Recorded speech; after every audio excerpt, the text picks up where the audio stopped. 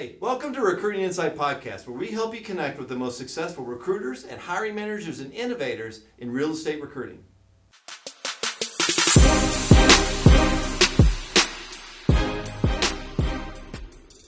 Today I'll be joined by Lee Gray from Third Pool Recruiting.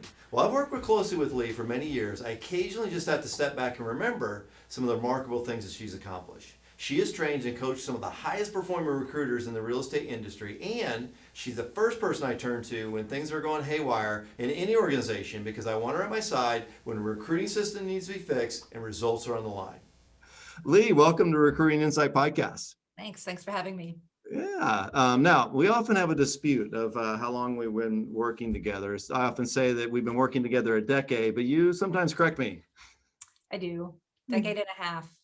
Those 5 years matter. It does. You started, I think, in 2007 and have been a great part of the Third Pool team for many years. I wanted to start a discussion today by talking about some of your experience working with recruiters and hiring managers and owners. And I think of anybody that I know, you probably have more experience just in every single aspect of those roles when it comes to recruiting than anyone I know. So let's start by talking about recruiters and recruiting coordinators particularly. Now, just so we're kind of clear on what we're going to be discussing here, we're talking primarily today about new agent recruiting, which is what you focus on, at least in this role. So with new agent recruiting, you often have somebody that's making the initial connection between the candidate and the organization. We call that a recruiting coordinator. Right. So of all the years you've been working on this, what do you see as a recruiting, the characteristics of someone who's super effective at that job?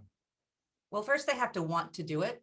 A big part of the breakdown when we bring on a new account, for example, is they just find somebody that's in the organization, maybe a receptionist or an administrative assistant who didn't originally sign on for this type of role.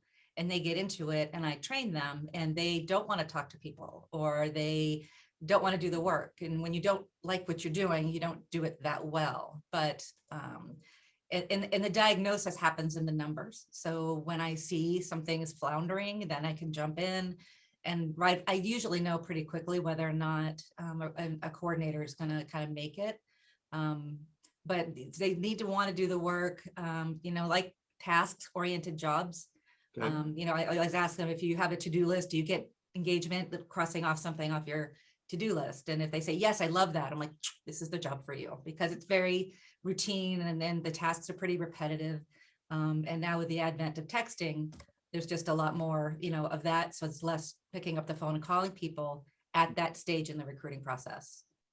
So what I hear is motivation. The person has to be motivated and focused and want to do the work. And then secondly, they tend to be a kind of a task oriented, check off the tasks on a list sort of person. Has anything changed in the last few years since we've gone to more texting or more of those types of things? Yeah. The engagement level with the candidate has increased, I would say at least 30% at least. So back in the dial for dollar days, before we had texting, everyone had to pick up the phone. That was another thing. Some of the not successful recruiting coordinators didn't want to actually talk to people. And that's a problem in recruiting. So, that was something else that would bubble up. But a lot of people don't pick up their phone. They don't recognize the number. So it goes to voicemail, then they forget to look at it. But with texting, they're getting your message. There's no refuting that. And there's a level of screening that's involved in that for quality and things like that. But the texting, we're able to reach more candidates where they are in the moment. It's very reactive and responsive. And the candidates are, I get a lot of compliments like, hey, thanks so much for reaching out to me so quickly. And a lot of that's part of the system and automation and things like that. So it sounds counterintuitive, but it seems like maybe the engagement or even the rapport that you're able to build with a candidate is higher now through texting than it would be through a brief phone call before. Is that fair to say? I say that because we're connecting with more people. So recruiting is about connections, right? It's about building relationships and things like that. So the more people you're connected to, the more at-bats you're going to have to find the quality candidates that you want to hire. So back when we were just calling, we were talking to fewer people. Now we're chatting with a lot more people, and we're seeing quality interviews, we're seeing better hires and things like that by virtue of just being able to talk to the people where they are. Okay. That makes sense.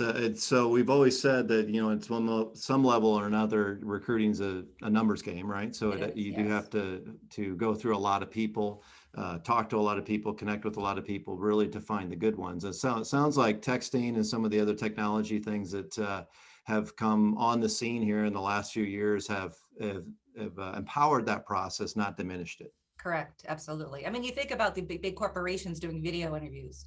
I mean, that's like my son did it and it was a bot and he just had to sit there looking at a camera and answer the questions. We're not at that AI level or anything like that, but the texting is keeping up with those trends.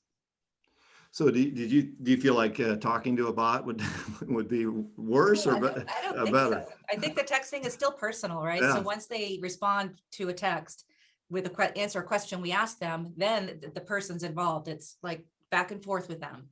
And it doesn't feel like a robot. I can occasionally get asked what's 4 + 8. So to make sure I'm not a bot. Okay.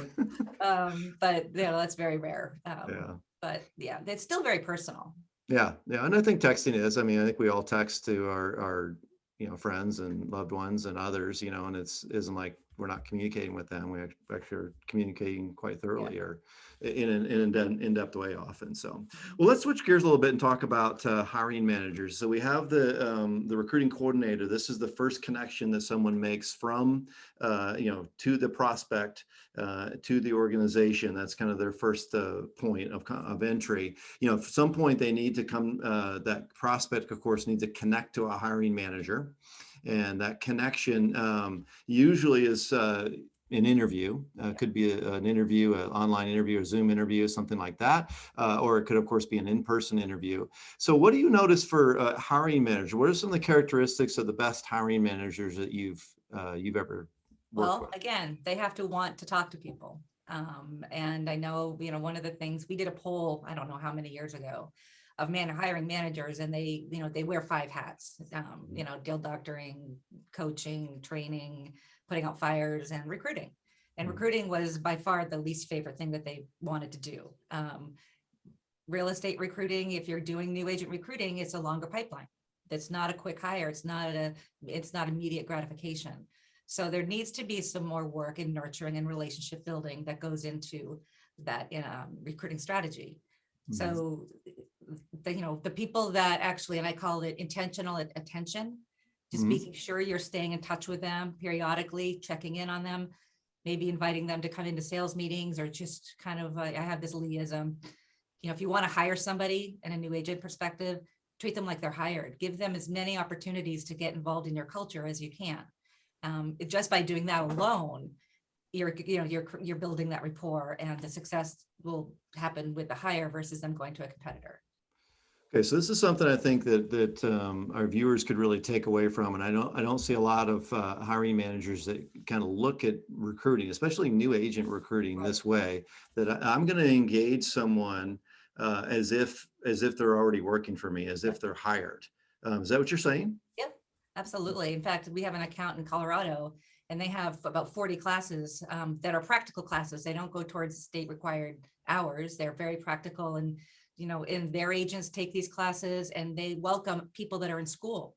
Hey, start learning, the practice of real estate before you even get your license, so you can hit the ground running. That's a great example of, bringing this person into the fold before they have their license. And then there's some loyalty there. Mhm. And you're building, the trust and all of that goes into relationship building. At this point, they've interviewed probably with the recruiters there. And so that's the personal connection, the face-to-face, bringing them into the office and doing that, which is 100% needs to happen to do any hiring at all. Got it. So obviously that personal connection could help with retention, retaining them in the Right. recruiting process, not having them go to a competitor, Mhm. and that's key. What about quality? Do you feel like that kind of strategy is a better way to hire quality people? Well, it depends on how selective they want to be, because there's a lot of customization that you can do in the screening process. We ask, some automated questions, do you want to do this full-time, part-time, or to transition? They understand it's commission. They understand they have to get their license and things like that. And if you want to ask some other follow-up questions to do some more screening, you can do that. So it's based on the selection criteria that a company has and it's communicated to the recruiting coordinator. So certainly there would be a capacity over time to evaluate more of what this Absolutely. person's really about. Right. Right. Okay. So it does have this philosophy of let's get people a little bit earlier in the pipeline. Let's work with them a little bit. Let this get them engaged in our organization. Seems to have a few benefits that could really result in better hiring, more consistent hiring, and not having people going to competitors once you Well, interview. and there's a PR component, and I say this to all my clients. True. It's like they may not become an agent, but by virtue of the way you're treating them, they could well become a client or refer somebody. So there's some Right. ancillary benefits to the way people are being treated in the hiring process. Good point on that. Well, let's wrap up by kind of pivoting to the final kind of equation or person in the hiring process here, and that's the owner or the team leader that's involved in hiring. So there is a culture that, or a recruiting culture that certain owners kind of portray out to the organization. This is how we recruit. This is why we recruit. This is why recruiting is important. So if you've worked with owners, what are some of the characteristics of the owners that seem to have the best recruiting organizations? Well, that they're not afraid of accountability. They're fine setting expectations and then holding themselves accountable to communicating and making sure that they're getting the data and the metrics to support their expectations, but then also going down to the manager level and holding them accountable for their execution and their performance in recruiting. And you put that all together with a system that does give you the data so you can make decisions about further strategy. Let's stop this, let's do this, things like that. But I think the CEOs, the people that I've talked to, when we lay it out for them, they understand a system and they understand a process. But then it's that third level of accountability in order to make it successful. That has to happen within the company. So accountability is always something that's a little bit tricky because I think we can all say, hey, accountability is great. We really want to do that, but then there's sometimes some strain that happens between the owner and the manager. It feels like they got a stick in their hand and they're whacking them with it. Right. So have you noticed any owners that have been able to produce an environment of accountability, but still have a super positive relationship with those managers and I mean, we have one in Indiana. I mean, they're going to see this, are going to know who they are, but the CEO there, they have about 30 offices, I believe. And he has this strategy where he wants each office to hire 5 agents, new or experienced, whatever it is, 5 agents. So you can do the math there to see how many, they'll hire over the course of 150 agents. I can do that math. All right, there you go. So that's a good goal. And they almost always get it, but he does a little fun reward for them. I know it's a little bit more complex, but fundamentally it does, every month they have a sales meeting. Who got their 5? Who got their 5? And then if you raise your hand, you get a pin. And is it a $20, like basically lunch? You can go get lunch now that you got your 5, $20 in their hand. And then every time they come back to a sales meeting with their button, even though they've already gotten their 5, right? They get, no, that's the $20. Or is that the $5? Yeah, exactly. So when they get their 5 initially, they I think they get a little small bonus, $100 or something like that at the meeting. Come up, you got your 5 here, and you get a button that says I got my 5. And then every meeting after that they come, because if they've got their 5 by June in the year, then every meeting after that they would have they wear their button. If they wear their button, they get recognized. Hey, everybody that's got their button on, that's got their 5 already, come up. Here's $20 for everybody. Go get lunch after the meeting. And then of course they recognize the new people that come. So. And it's working for them. It really is. Yeah, it has been. It's worked for many years. And that's Dave Cavanis, by the way, at Carpenter Realtors in Indiana. So. Well, Lee, we're going to wrap up today. I really appreciate you joining us and helping us really kind of diagnose the whole recruiting process, the new agent recruiting process, from the recruiting coordinator position to the hiring manager position, and then to the owner's level as well. So it's each of those is an intricate part, and if we don't really address each one of those with a certain type of person, a certain type of activity, a certain type of accountability, then of course there's going to be places where the system kind of breaks down and we don't see good results. So thanks, Lee, for joining us, and all those who listen today. Hopefully you'll be able to take away something that you can apply in your organization. So take what you've learned and go make a difference.